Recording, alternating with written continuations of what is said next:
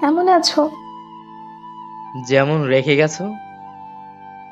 এখনো ভালোবাসো? হয়তো। বিয়ে করনি কেন? ইচ্ছে নেই। কেন নিজেকে কষ্ট দিচ্ছ? হয়তো নিজের দোষে। এখনো সিগারেট খাও? ওইটা এখন অভ্যাস। কথা দিয়েছিলে কাউকে?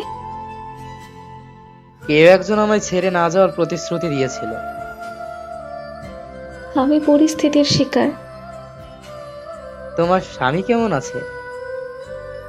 হয়তো ভালোই আছে। মানে?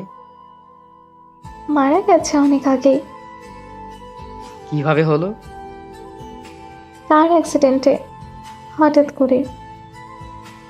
ও। হুম। কখন হলো এসব? আজ থেকে 2 বছর আগে। এতদিন বলনি কেন?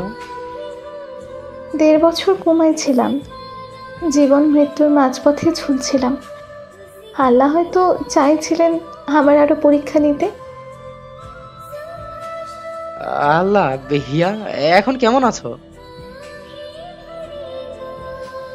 যেমন থাকা উচিত তেমনই আছি। মানে? আহ কি হয়েছে তোমার? হিয়া, ঠিক করে বলো। কোথায় কষ্ট হচ্ছে? না, তেমন কিছু না। সত্যি করে বলো। মাথায় ব্যথা হয় খুব, হসপিটাল থেকে ফিরে আসার পর থেকেই। ডাক্তারের কাছে গেছো? হুম। তারা কি বলেছে? বলেছে মাথায় এক ধরনের টিউমার হয়েছে, যেটা প্রতিদিন একটু একটু করে আমাকে কষ্ট দিয়ে মেরে ফেলবে। অপারেশন করলে হয়তো বাঁচবো, হয়তো মরবো। হিয়া। বলো না কিছু। আচ্ছা, হঠাৎ যদি কারো মুখে শুনি হিয়া নামের পাগল মেয়েটা মারা গেছে, তাহলে কি করব আমি? তখন একটু কাঁদবা, একটু স্মরণ করবা। চুপ করো। এইসব উল্টাপাল্টা কথা বলো না। শোনো মিসেস হিয়া, তোমার ইচ্ছায় তোমার থেকে দূরে ছিলাম, তাই বলে ভুলে যায়নি। ভালোবাসাটাও কমেনি। তুমি আমার অক্সিজেন, যেটা ছাড়া আমি বাঁচতে পারি না। তোমার মৃত্যুর খবর পেলে আমি নিজেকেই ক্ষমা করতে পারবো না। কেন এত ভালোবাসো আমাকে?